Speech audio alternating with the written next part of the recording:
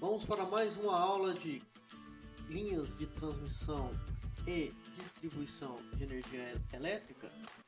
Hoje vamos dar continuidade na aula anterior sobre o cálculo prático das linhas de transmissão. Vamos lá?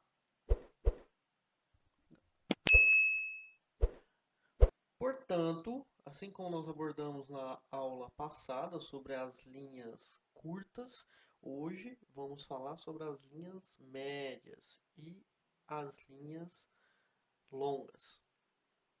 Então, quando os comprimentos ou as tensões das linhas ultrapassam os valores que são citados anteriormente, na aula anterior, do nível de tensão de 150 kV, com comprimento menor de 80 km, em nível de tensão entre 150 a 400 kV para um comprimento de 40 km e para um nível de tensão de 400 kV, né, com um comprimento de menor do que 20 km, lembrando que esses dados são teóricos, né? Isso não quer dizer que as linhas curtas você tem todos esses níveis de tensão. Isso vai depender das condições que a linha vai necessitar. Óbvio que as linhas curtas, você tem aí de 80 quilômetros, você vai ter aí, se você observar esse nível de tensão de 150, menor do que 150 quilômetros, você pode encontrá-las com mais facilidade. Mas quando os comprimentos ou as tensões dessas linhas chegam a ultrapassar esses valores, indica que os dois ou os mais termos que foram abordados lá nas aulas que nós estipulamos das expansões em série das funções hiperbólicas de cosseno hiperbólico e de seno hiperbólico da constante de propagação vezes a corrente, que nós vimos, aonde que para linhas curtas nós levamos em consideração apenas o primeiro termo, já era necessário. Aqui não. Aqui, para esses outros, quanto maior for o comprimento da linha, nós vamos adotando os outros termos que nós elaboramos na expansão em série da função hiperbólica raiz, que foi apresentada na aula passada. Então, quando o segundo termo ele já não for insignificante perante o primeiro termo que nós adotamos na aula passada, ou seja, quando o comprimento da linha já chega num valor considerável, ou quando o nível da tensão já chega num valor considerável, o segundo termo ele já não deixa mais de ser insignificante. Então você tem que fazer a utilização dele. E assim sucessivamente, quando você for aumentando o valor da tensão ou o valor do comprimento, você vai considerando os outros valores dessa expansão em série, né? Ou terceiro, ou quarto, assim sucessivamente. Então, essas linhas que utilizam que não adotam só o primeiro termo, mas também o segundo, como por exemplo, né, perante o primeiro, conforme eu tinha falado para vocês, já são consideradas, já são classificadas como linhas médias, né? Ainda dentro do critério clássico que nós estamos adotando. Né? Nós estamos adotando basicamente o método clássico para linhas de transmissão aérea, tá bom? Linhas de transmissão aérea. Não se esqueçam nunca que eu falei isso no começo da primeira aula. Nós estamos adotando todas as modelagens para linhas de transmissão ou de distribuição aéreas, tá? Então, nesse caso, essas equações são equações 9 e 10, elas se tornam essa equação que é apresentada aqui para vocês no slide do cosseno hiperbólico e do seno hiperbólico, né? Então, acaba se tornando essa equação.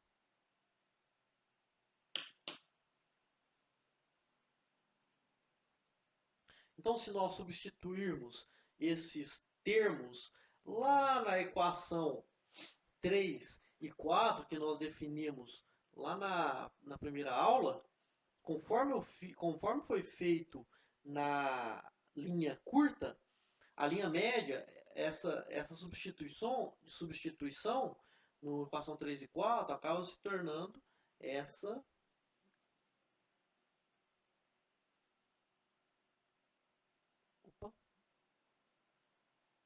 acaba se tornando essa equação e essa outra expressão, né?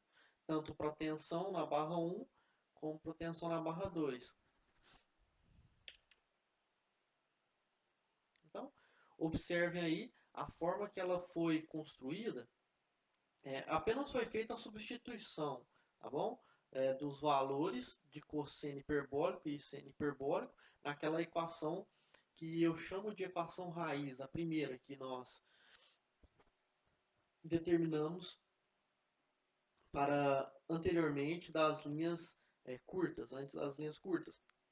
Então, substituindo, vocês vão observar que ela se torna essa expressão.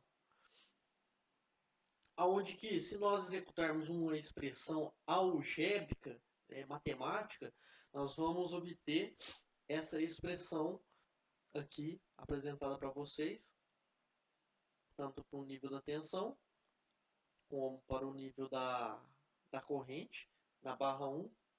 E aí nós chegamos a uns valores equivalentes,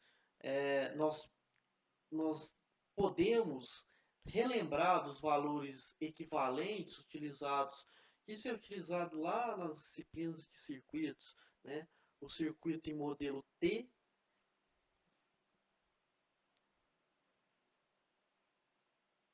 o circuito com o modelo T e o modelo Pi. Isso é muito utilizado em circuitos elétricos, esses modelos de circuitos para fazer representação. Então nós temos aí a nossa equação, logo depois que a gente fez as simplificações. Os circuitos equivalentes que buscamos para linhas médias deverá ser simples, né? Principalmente tendo em vista que deverá representar as linhas em circuitos bastante complexos dos sistemas de energia. Então, quanto maior é a simplificação que a gente poderá fazer da linha, melhor vai ser para executarmos os cálculos, né? E a gente chegar aí num resultado final em um determinado estudo que estiver fazendo. Então, deparamos com dois circuitos bastante conhecidos nos cursos elétricos, conforme eu disse para vocês, o circuito T e o circuito Pi. Aí eu apresento para vocês o circuito T, que às vezes esse circuito já é conhecido por alguns de vocês. O circuito T, você tem aí metade do circuito série, ele é colocado no lado esquerdo e no lado direito, aonde que no centro nós temos o valor total da susceptância, né, da susceptância capacitiva e da condutância. Então, nós temos esse circuito aí, e nos níveis, na entrada na barra 1 e na barra 2, nós temos um nível da tensão na barra 1 e o nível da tensão aí na barra 2. Esse circuito é bastante, ele deixou de ser muito utilizado, mas ele traz muitos resultados apreciáveis, né? Então, aqui nós temos o circuito T, que é a corrente que vem da barra 1, que é a corrente na barra 2, e que é a corrente drenada pelo ramo paralelo.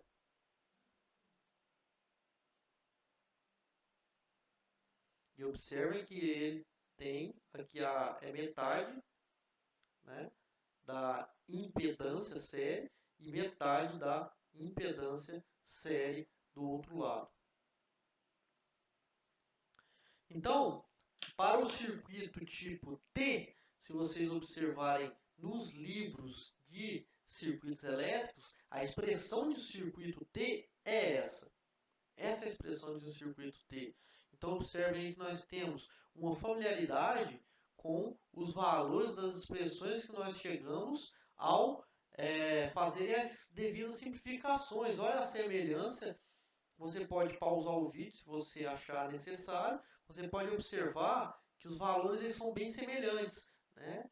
Com diferença aí de alguns termos, onde que esses termos, por exemplo, produto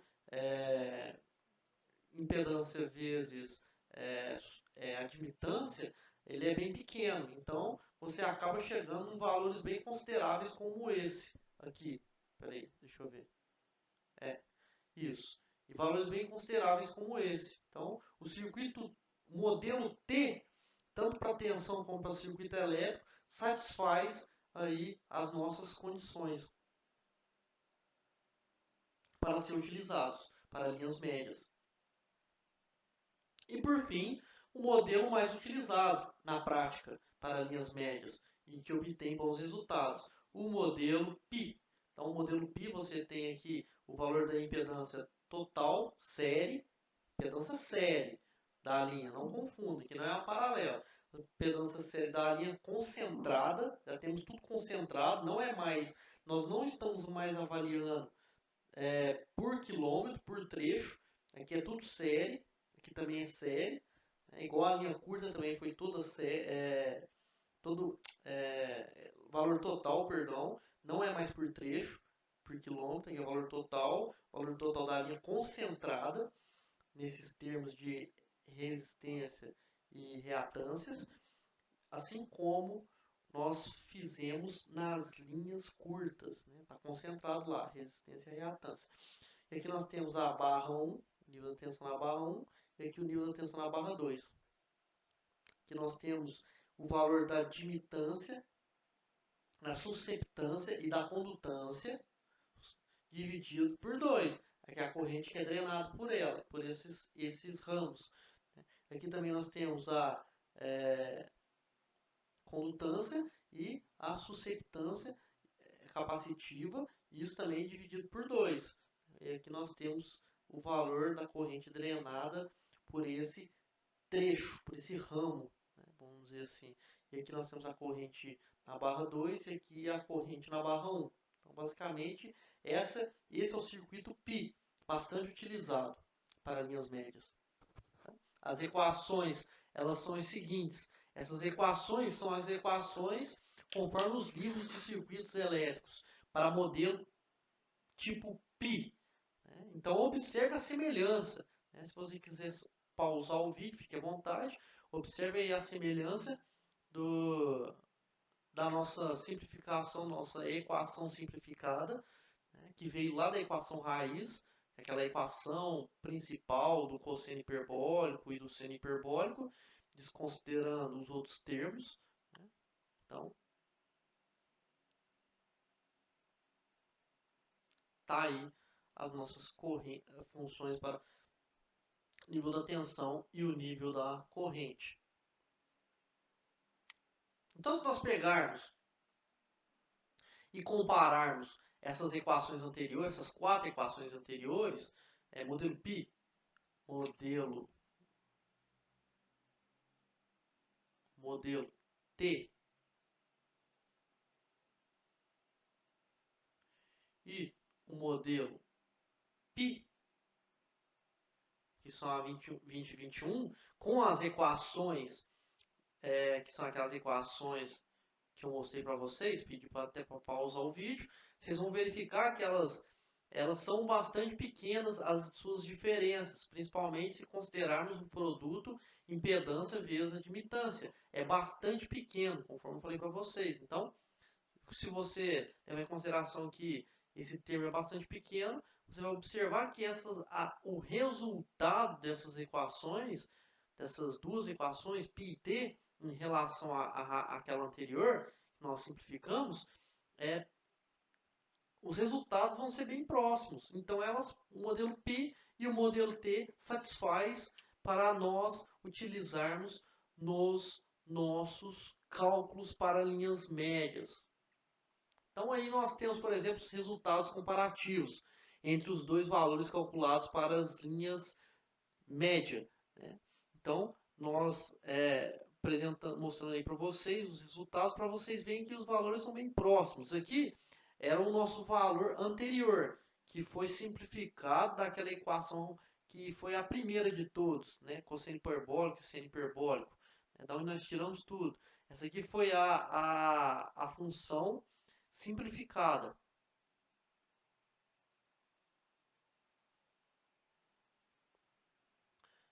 Que foi exercício 17. Então, se vocês observar o nível da tensão na barra 1, para esse caso específico, um teste que foi feito, jogando valores nessas duas equações, observe que aqui chegou nesse valor de 83,5 no modelo Pi, com um ângulo de 6,7. No modelo T chegou em 83,47, bem próximo, com um ângulo de 6,7, o ângulo igual. E essa aqui, que é a principal, olha o valor 83,49 com um ângulo de 6,692.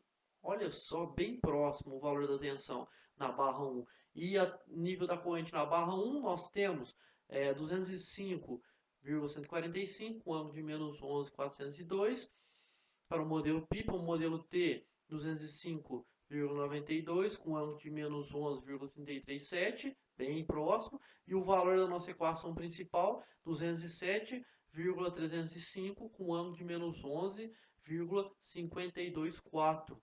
Então, 52 é 4, né? 524. Observe aí o valor bem próximo também dos resultados da corrente na barra 1. Então, ou seja, o modelo Pi e o modelo T satisfazem, de circuitos elétricos, satisfazem para ser utilizados em linhas médias.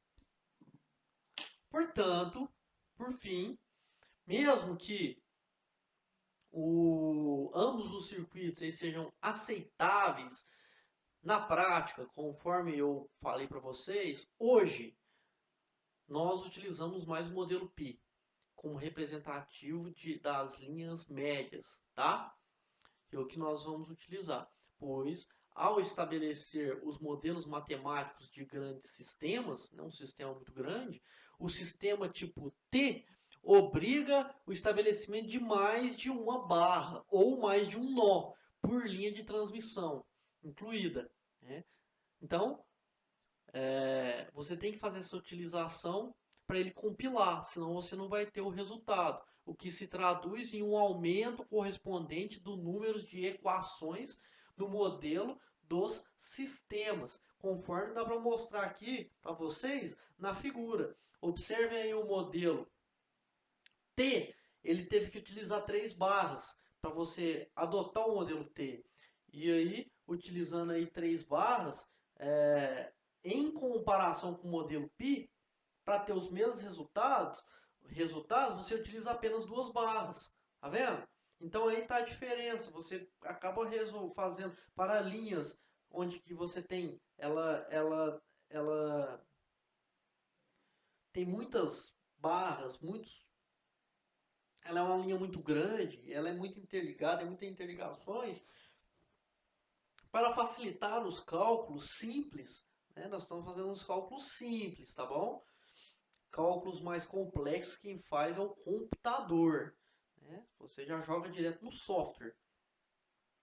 Agora, não há necessidade para você ter os mesmos resultados, você utilizar mais barras, né? Você utiliza menos barras, que você faz uma análise aí mais fácil, né? Até para fazer análise de fluxo de potência fica mais fácil também, né? Para fazer aí um cálculo na mão.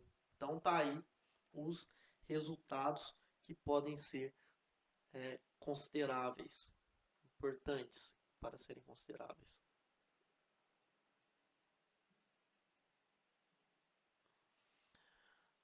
Conclusão. Os parâmetros elétricos estão representados de forma concentrada. Ponto. Vocês já perceberam, eu já falei, os parâmetros elétricos, linhas curtas, linhas médias, nós adotamos como valores concentrados. Os efeitos das capacitâncias e condutâncias, né, elas são consideráveis. Nós estamos considerando para o modelo média, diferente da curta. Para o modelo média, nós temos que considerar o valor da condutância e o valor da capacitância para chegar em valores, para compilar em valores aí, consideráveis com a prática. Então, prefere-se o circuito π, pois o circuito T resulta em uma barra a mais, uma barra adicional, causando aí mais dificuldade para chegar nos resultados dos cálculos.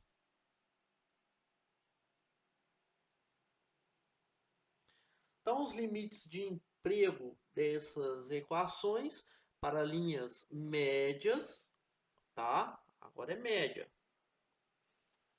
É de 150 até menor que 400, não, maior que 150 e menor que 400 kV para linhas de menores de 200 kV, ou níveis de tensões maiores de 400 kV, linhas menores de 100 kV. Observem que nós estamos avaliando modelos matemáticos, tá? Então, isso aqui são modelos algébricos, né? Valores que eu estou mostrando para vocês são valores teóricos, né?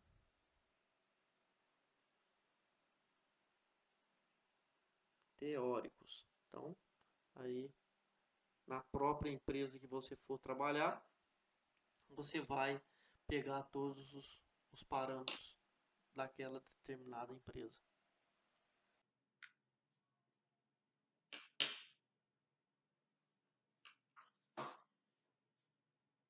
Vou arrumar o R aqui, esse R não tá bom. Aí. E agora vamos falar das linhas longas. Né? Para as linhas longas, nós temos uma característica bem diferente, né? Pois as linhas longas, elas são aquelas linhas onde que nós temos aquela uma dificuldade para fazer os cálculos relacionados a elas, né? Mas com a evolução, o advento dos computadores, né? Os microprocessadores, os processadores, as memórias, né?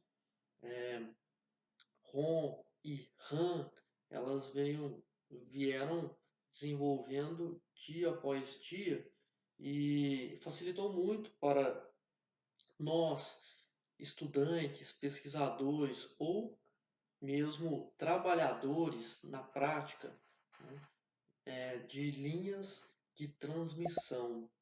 Não só as linhas de transmissão, mas também as linhas de distribuição facilitaram muito para fazer certos tipos de simulações, né? Vendo porque a linha de distribuição ela é mais complexa do que a linha de transmissão, né? Por conta dos grandes geradores que vêm sendo instalados no sistema. Então, acabou que a linha ela ficou mais complexa de fazer a avaliação. E para fazer um simples cálculo, né, para linhas tanto de transmissão ou mais difícil ainda pela distribuição, nós necessitaríamos de alguém para ajudar nós, seres humanos, a fazer esses cálculos, né? Aí veio os computadores, a evolução dos computadores, que hoje em dia todos os cálculos relacionados a linhas longas são feitos utilizando as máquinas. Então, através dos softwares, a gente consegue fazer essas previsões ou fazer essas simulações ou até mesmo fazer a monitoria através de supervisórios para fazer para fazer a parte de operação de uma determinada linha. Então, os softwares vieram evoluindo a partir de então e evoluem até hoje, né? Então, graças a eles, nós temos aí como operar uma linha. Mas vocês não podem passar de um curso de graduação como um curso de engenharia elétrica, né, que é um curso relacionado a sistemas de potência, energia, máquinas elétricas, sem fazer os cálculos, né? Você tem que fazer os cálculos para você compreender da onde que veio tudo, né? Porque simplesmente um software, você não sabe como ele foi programado. Então você tem que fazer os cálculos para você saber é, todas, é, todos os pontos, né, que você está ali utilizando naquele determinado software. Então, é o que nós vamos ver aqui. Mas eu não vou focar muito na parte de de linhas longas, porque realmente a parte dos cálculos são um pouco mais difíceis, tá? Mas nós vamos aprender aqui o beabá dele, da modelagem, onde que a modelagem das linhas longas ela é a mais complexa, tá bom? Então vamos iniciar por essa modelagem para as linhas longas, que são aquelas cujo os cálculos, os processos da linha curta e média que nós consideramos anteriormente são insuficientes, né? Não traz precisão para esses tipos de linhas longas, né, para os fins que nós desejamos, seja de operação ou mesmo de estudo. Então, nos cálculos isolados, devemos usar as equações exatas da linha, que é a equação 3 e 4, que eu apresentei anteriormente, lá no início para vocês, né, antes de iniciar as linhas curtas. Tá? Então nós temos aí as nossas equações características de cosseno e seno hiperbólico, tanto para tensão como para corrente. E a partir delas, assim como eu fiz para as linhas curtas e médias, a sua representação nos circuitos dos sistemas de energia elétrica e sua inclusão nos modelos matemáticos dos mesmos exigem uma representação por circuitos equivalentes. Ou seja, se você utilizar as linhas, as equações principais que nós utilizamos para a modelagem da linha curta e da linha média, nós não vamos ter aí uma certa facilidade do comportamento da linha, né? Porque aqui são funções trigonométricas, né? E para nós, seres humanos, nós temos uma certa dificuldade, né, de avaliar com funções desse tipo. É diferente da máquina, né? Que a máquina já mostra para nós a resposta, e com a resposta a gente já sabe aí o que nós temos que fazer. Mas nós temos que fazer o circuito equivalente, tá? Para ficar mais,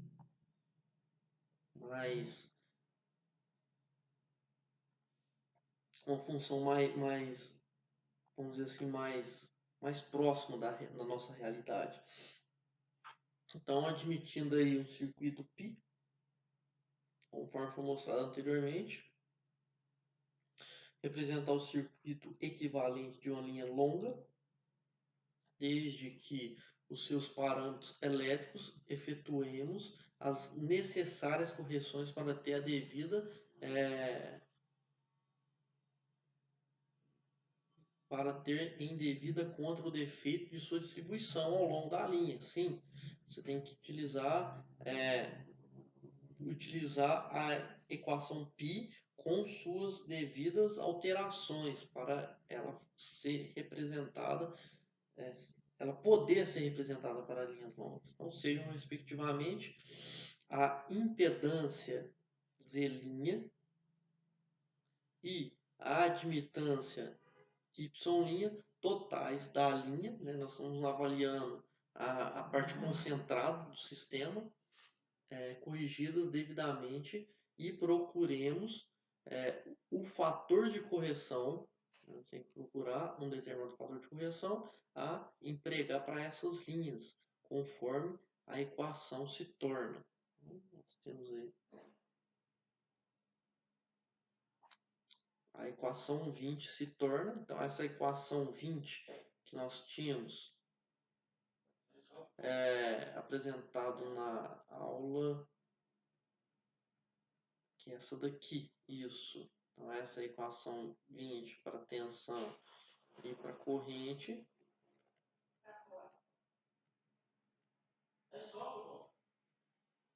Nós temos, fazendo as devidas modelagens, né, nós vamos ter essa equação para tensão,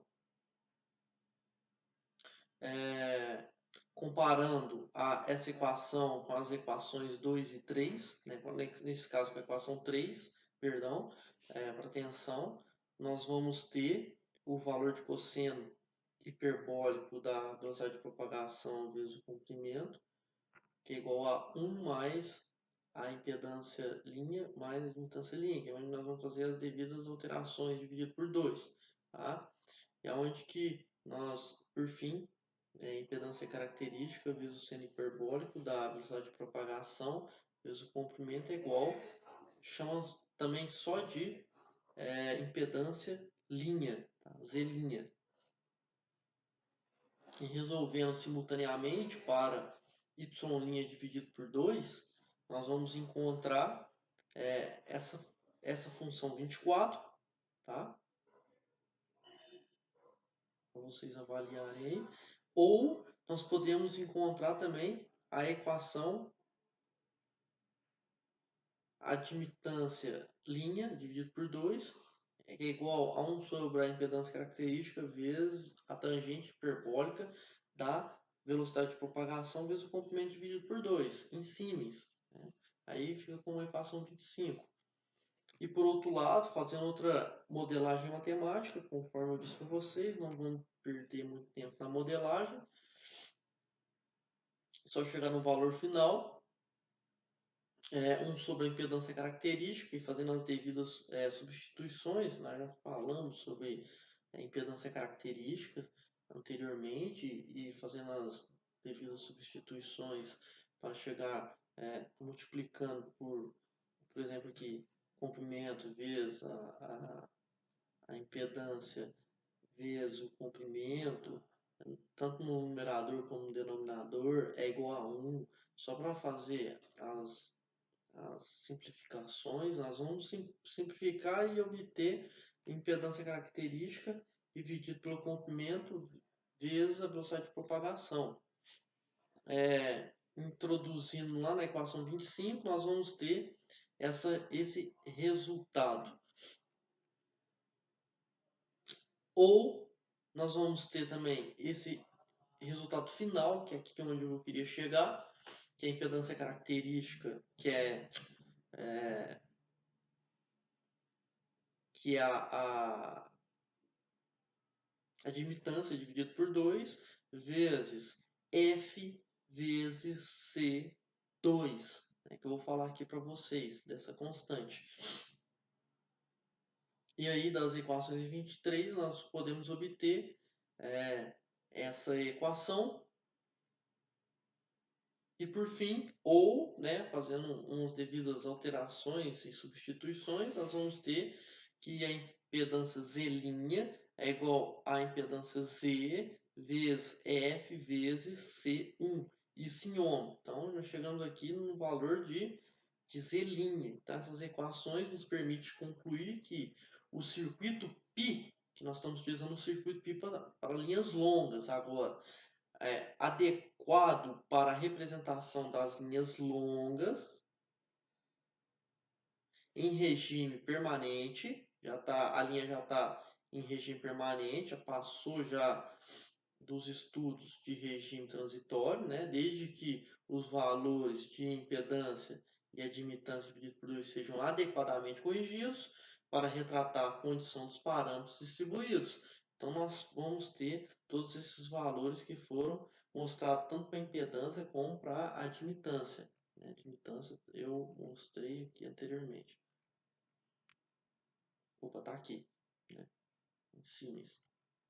Em ohm, né? Então, impedância com admitância. Então, os valores F vezes C1 é chamado de fator de correção, tá?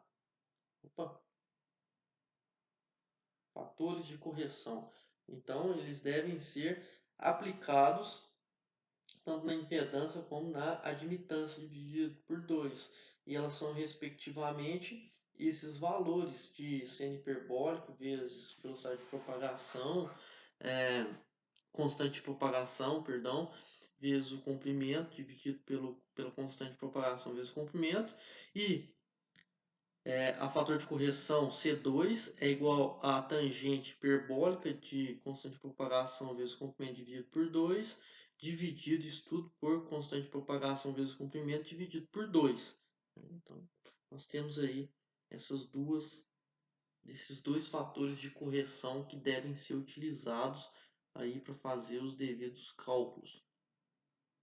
Aí nós temos a linha, utilizando o modelo π para linhas longas. Observem só a alteração aqui dessa constante, né?